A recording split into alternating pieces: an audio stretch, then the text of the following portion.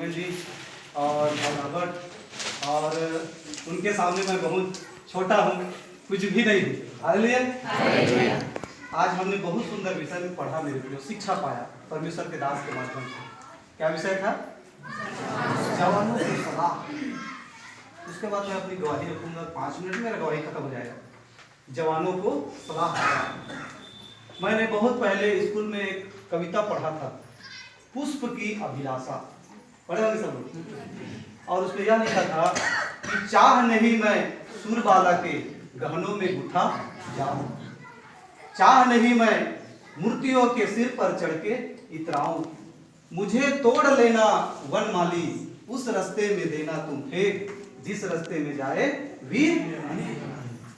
Hallelujah. जवान वीरता का प्रतीक है। इस संसार को जीत लेने की क्षमता, पाप बुराई व्यभिचार को जीत लेने की क्षमता जिसके अंदर में हो, वो जवान है। हालेलुया। वो जवान है मेरे। मैं भी पिछले 10 साल बपतिस्मा लेने के बाद भी, मेरा नाम आप लोगों को बताना चाहूंगा, मेरा नाम श्याम शंकर कुर्रे है और मैं भी अन्य जाति में से प्रभु ने मुझे बुलाया। और पिछले 10 साल मेरे प्रियो बपतिस्मा लेने के बाद भी पाप में बुराई में जीवन जिया। बपतिस्मा लेने से पहले मैं प्रभु में कैसे आया, इस बात को भी मैं आपके सम्मुख रखूंगा। मैं बहुत छोटा मध्यम वर्ग गरीब परिवार से हूँ। भैंसा चराता था मैं, लुंगी में बनियान में भैंसा चराता था। और मेरे जितने मित्र थे सब लोगों को नौकरी लग गया था। और नौकरी लग गया था तो मैं जिस मार्ग में भैंसा चराता था उसी मार्ग से, एक गांव में एक ही रास्ता था, उसी मार्ग से मेरे सब दोस्त लोग जाते थे। और किसी को शिक्षा कर्मी का नौकरी तो किसी को और कुछ नौकरी। और मैं बहुत अपने आप को शर्मिंदगी महसूस करता था। और जब मेरे मित्रों को जाते देखता था तो मैं, मेड़ जानते हो ना, खेत का मेड़, पेड़ में परसा पेड़ा में जाके छुप जाता था। मेरे को बहुत शर्मिंदगी महसूस होती थी, ला जाता था। बनियान पहना हूँ, कच्छे पहन करके मैं यहाँ भैंसा चरा रहा हूँ और मेरे दोस्त लोग सब इसमें रास्ते में जा रहे हैं नौकरी करने के लिए। और मैं प्रभु से प्रार्थना किया। और ऐसे नहीं, मैं गधा नहीं था, पढ़ाई में भी अच्छा खासा था, 12वीं में 70% मेरा परसेंट था। और सब लोगों को देखता था कि नौकरी कर रहे हैं। और मैं प्रभु से कहने लगा, प्रभु क्या मैं जिंदगी में भैंसा ही चराऊंगा? क्या मुझे भैंसा ही चराने के लिए आपने पैदा किया इस पृथ्वी पर? और मेरे पिताजी ने इधर उधर बहुत हाथ पार मारे। और जिस दिन उस समय पुलिस का नौकरी निकला था, पुलिस का जॉब, उस समय 40,000 पैसा देना था। और क्या है संसार में जानते हो, बिना घूस के बिना पैसा के कुछ नहीं होता। तो उस समय बपतिस्मा नहीं मिला था मेरे को। मैं प्रभु को धीरे धीरे थोड़ा थोड़ा जान रहा था। और 40,000 इधर उधर बाबूजी खेत खार इधर उधर गहना होना पकड़ के 40,000 मतलब व्यवस्था कर दिया। मेरा बड़े भाई का भी और मेरा भाई और मेरा दोनों एक साथ पुलिस में हम लोगों का जॉब लगा। और उसके बाद फिर ट्रेनिंग किया। ट्रेनिंग करने के बाद मैं गांव आया, वहां प्रभु के दास से मैंने बपतिस्मा लिया। और बपतिस्मा लेने के बाद 1 महीना मुश्किल से रहा और 1 महीना के बाद मैं फिर से अपने जॉब में चला गया। परंतु कहते नहीं है मेरे प्रिय, कहावत है कि कुत्ते को घी हजम नहीं होता। कुत्ते को घी हजम नहीं होता। अचानक मेरे को बनियान और लुंगी पहनने वाले से वर्दी मिल गया, हाट की नौकरी, पैसा कौड़ी धन दौलत रुतबा मान प्रतिष्ठा, किसी भी चीज की कमी नहीं था मेरे प्रिय। और धीरे धीरे मैं इस सब चीज में बहता गया। उसके बाद धीरे धीरे नशा करना, व्यभिचार करना, पाप करना में इतना लिप्त हो गया कि मैं प्रभु यीशु मसीह को भूल गया। बपतिस्मा लेने के बाद भी 10 साल तक बपतिस्मा लेने के बाद भी मैं भटका हुआ था। घर में मेरी कलीसिया लगती थी और 100 से 150 के लगभग विश्वासी आते थे। और मैं बाहर में ना शराब पी करके सोया रहता था, दारू पी करके। अरे पुलिस की नौकरी है, सुबह दारू में नहाओगे तो सुबह नहा सकते हो, शाम को नहाना चाहते हो तो शाम को नहा सकते हो। इतना दारू शराब मैं खुद पकड़ करके लाता था, 40 लीटर 50 लीटर, और फुल दारू पीता था। भयंकर दलवा। एक फरास्त्री मेरे सोता नहीं था, 3 तो 4 फरास्त्री मैं अकेले खाता था। 3 तो 4 फरास्त्री। अभी थोड़ा हेल्थ कम है परंतु उसमें तो मैं इससे डबल था। हालेलुया। और बपतिस्मा लेने के बाद में पाप में बुराई में जीवन जिया मेरे प्रियो। मैं अपनी पत्नी को धोखा देता था, व्यभिचार करता था, पाप करता था। और चर्च में जाकर के टेंगो बजाता था। भैया जानते हैं रॉबर्ट भैया? चर्च में किंगो बाजार था, और ऐसा किंगो बाजार था कि सब लोग झूम उठते थे। आप विकट बड़ा बड़ा बाल रखा रहता था, एकदम झूम झूम के बजा विकट है, और सब एकदम झूम उठते थे। मैं सोचता था यही मसीही जीवन है। हालेलुया। मैं सोचता था कि यही शायद मसीही जीवन है। चर्च में जाना, भजन आराधना स्तुति कर लेना और पास्टरों के पीछे चलना, इसको मैं मसीही जीवन समझता था। परंतु 10 साल में मेरे प्रियो, देखिए डिस्टर्ब मत करो, है ना, 10 साल में मैं बिल्कुल एक भी बार बाइबल नहीं पढ़ा था, एक भी बार बाइबल नहीं पढ़ता था, कभी बाइबल को छूता नहीं था। परंतु चर्च डेली जाता था, आराधना स्तुति करता था और बाइज्जत ईमानदारी से दसवां भी देता था। और मेरे घर में जब भी प्रोग्राम होता था अकेला उठाता था, पूरा खर्च अकेला। 5,000 10,000 उस समय की, मतलब लगभग 15 साल पहले की घटना है। अकेला में उठाता था 5,000 पैसा, 5 लाख के बराबर, 50,000 के बराबर है अभी के समय में, है ना भाई? उतना पैसा को मैं अकेले वहन करता था और जगह जगह जाकर के हम लोग किंगो बजाते थे।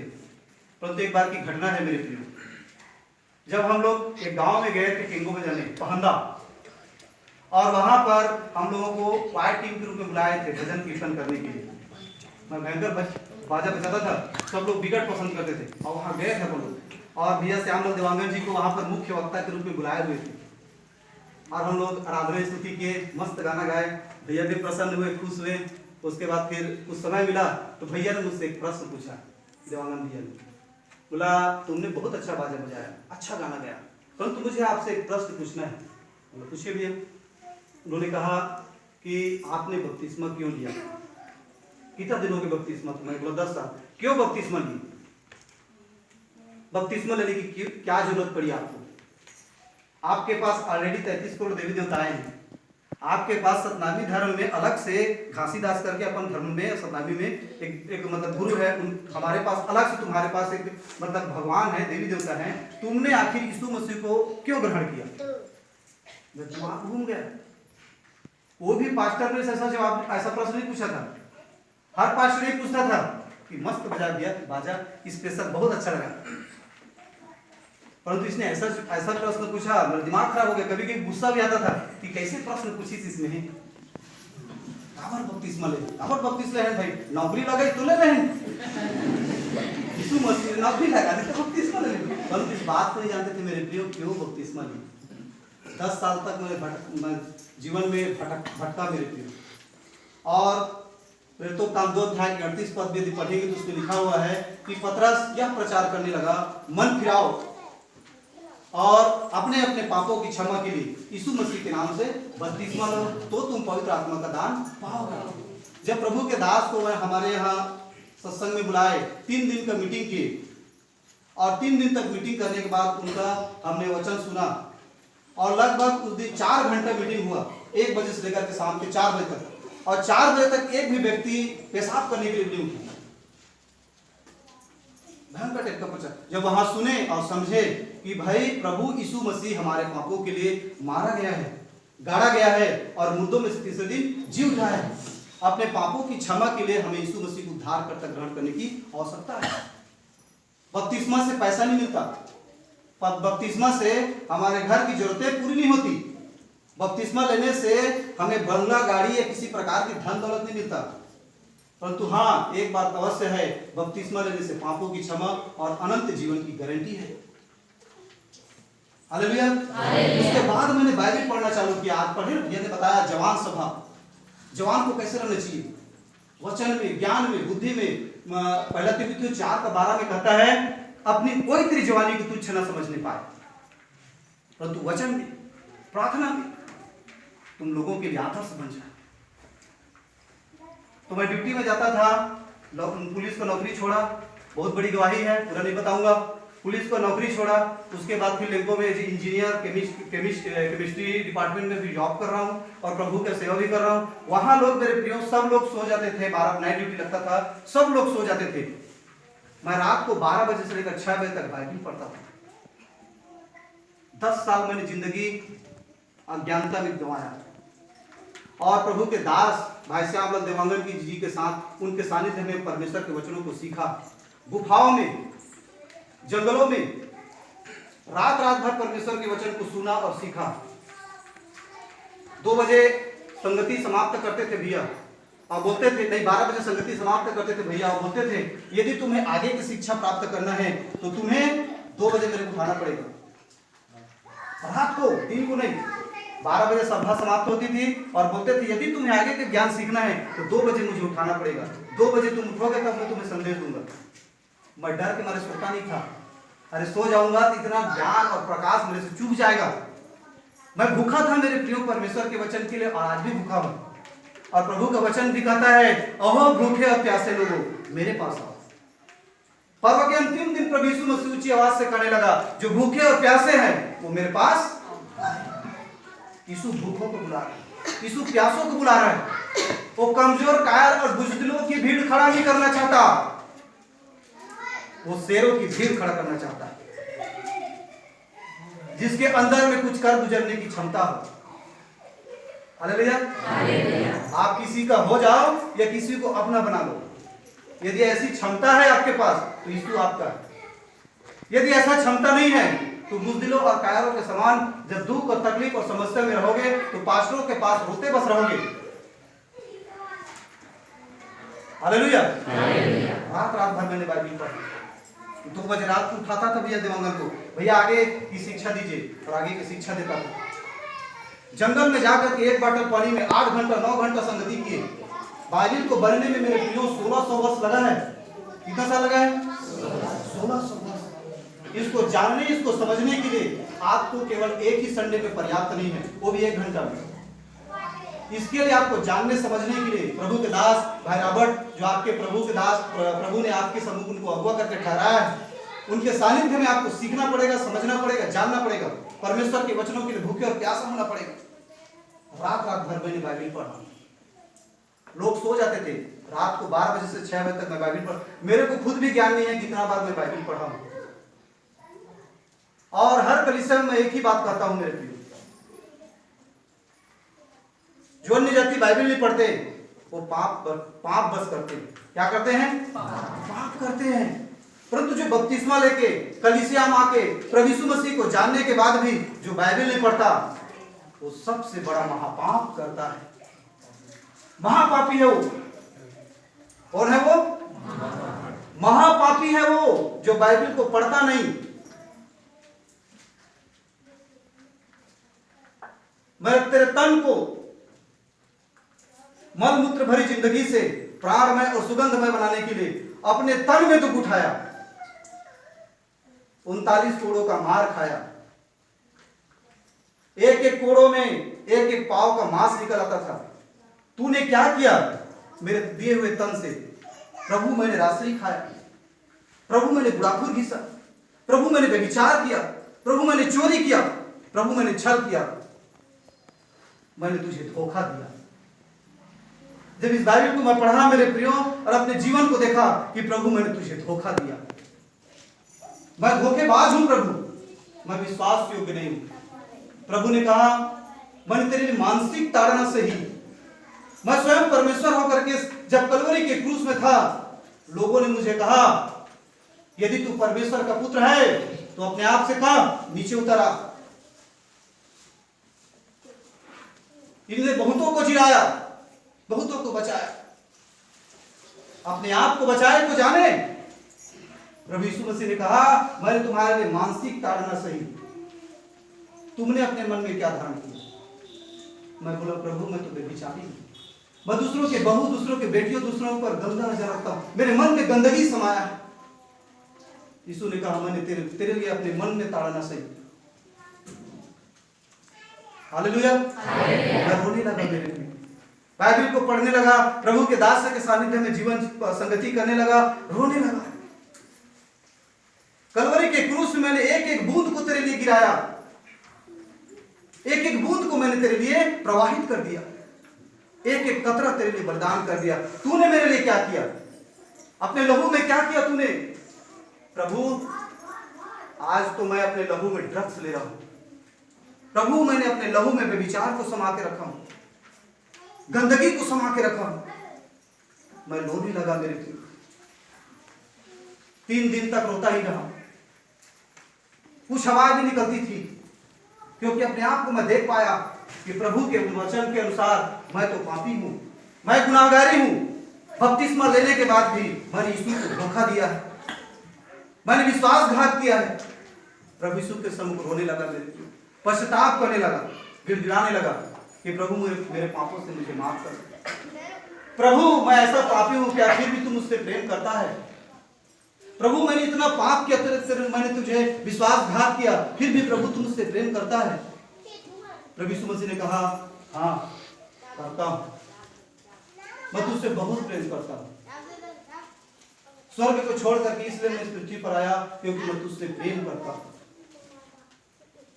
मैंने दुख इसलिए उठाया कि मैं तुझसे प्रेम करता हूँ। मैं लोगों की ताड़ना इसलिए सहा, मैं तुमसे प्रेम करता हूँ। मैं तुमसे प्रेम करता हूँ, कहा प्रभु यीशु मसीह ने। मैं रोने लगा, भिड़कने लगा, मेरे दिलों पश्चाताप करने लगा, और फिर प्रभु के दास के सानिध्य में मैं चलता गया, वचन को पढ़ता गया, सीखते गया। उसके बाद परमेश्वर ने मेरा इस्तेमाल करना आरंभ किया।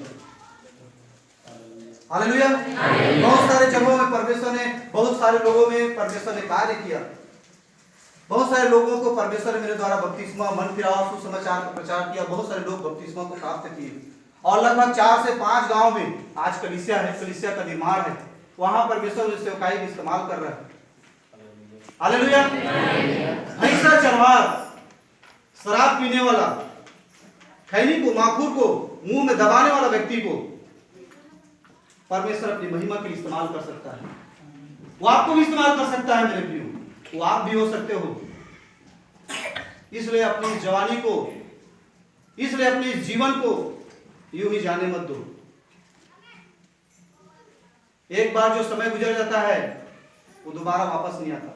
10 साल मेरा समय गुजर गया, मैं आज रोता हूं, प्रभु मैं ऐसे अंधे अगुओं के साथ संगति किया जिन्होंने मेरा 10 साल बर्बाद कर दिए। प्रभु हर एक विश्वासी को एक ही प्रार्थना करना चाहिए कि प्रभु मुझे तेरे भेजे हुए दास से मुलाकात करा। बहुत सारे पास्टरों के साथ मैंने सेवा संगति किया मेरे प्रियो, वचन तो वो भी प्रचार करते थे, परंतु ऐसा कोई शब्द नहीं मिला जो मेरी आत्मा को झंझोड़ दे। और आज भी मुझे याद है जब पहंदा में पहली बार प्रचार हुआ, वहां पर प्रचार था मसीही दौड़ करके। आज भी विषय याद है मेरे को, लगभग 7 साल हो गया है। मसीही दौड़, दौड़ते तो सब लोग हैं, तुम किस नंबर में दौड़ रहे हो? बोला, मैं बोला प्रभु मैं तो ट्रैक के विरुद्ध दौड़ रहा हूं।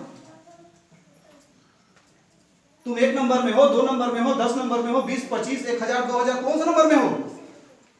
मैं तो बोला प्रभु मैं कोई नंबर नहीं है मेरा, मैं तो ट्रैक के विरुद्ध दौड़ रहा हूं, बाहर दौड़ रहा हूं मैं। वचन एक मनुष्य के जीवन का निर्माण करता है मेरे प्रियो। मन फिराव एक बड़ी परिवर्तन को लेके आता है। हालेलुया।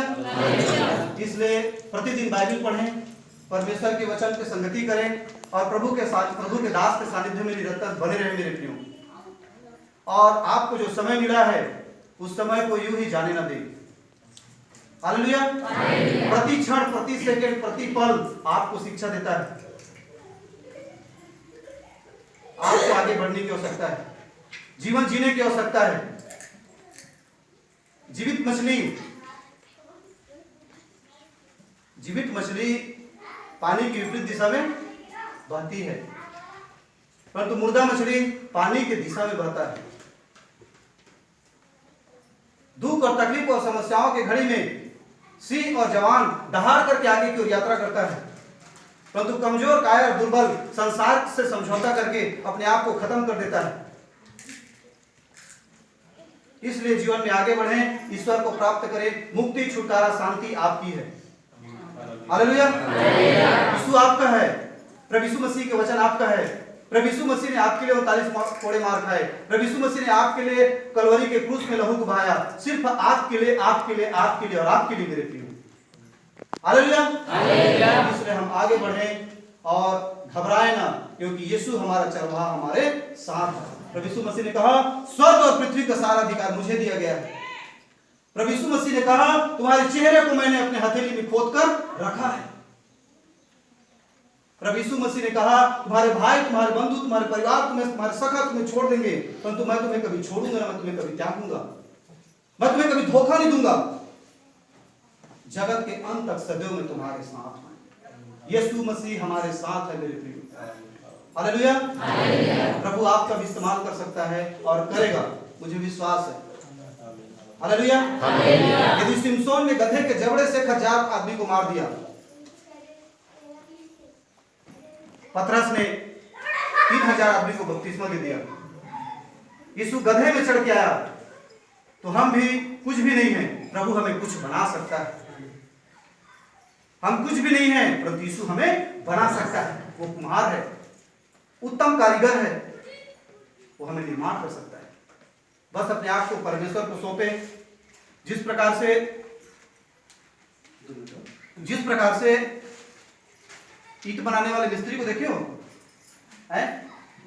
ईंट बनाने वाले मिस्त्री को देखो, ईंटे का साँचा देखे हो, ईंटा के साँचा में मिट्टी को जब नम्र किया जाता है और जब ईंटे के साँचा में डाला जाता है, जब ईंटे के साँचा को बाहर निकाला जाता है, तो मिट्टी किसके आकार की रहती है?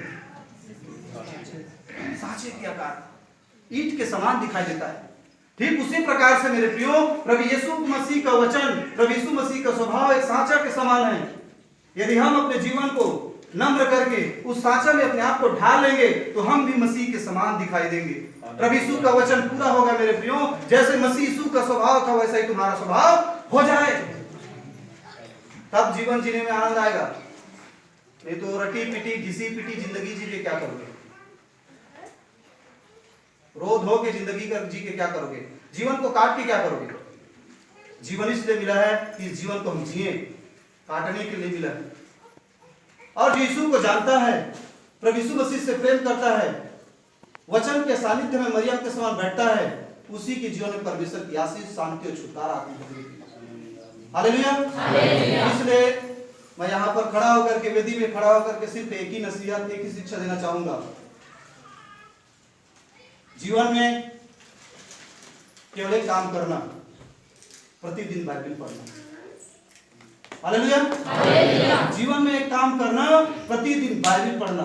बाइबल आपके जीवन को बदल देगा, सोचने समझने की विचार को बदल देगा, आपकी चाल, आपके स्वभाव को बदल देगा, एक नई दिशा की ओर लेके जाएगा, आपको अंधकार से प्रकाश की ओर लेके जाएगा, मृत्यु से अमरता की ओर लेके जाएगा, इस मन मूत्र भरी जिंदगी से प्राणमय और सुगंधमय की ओर आपको लेके जाएगा मेरे प्रियो। इसलिए सिर्फ एक ही काम करना, प्रतिदिन बाइबल पढ़ना। हालेलुया। आप सभी को जय मसीह की।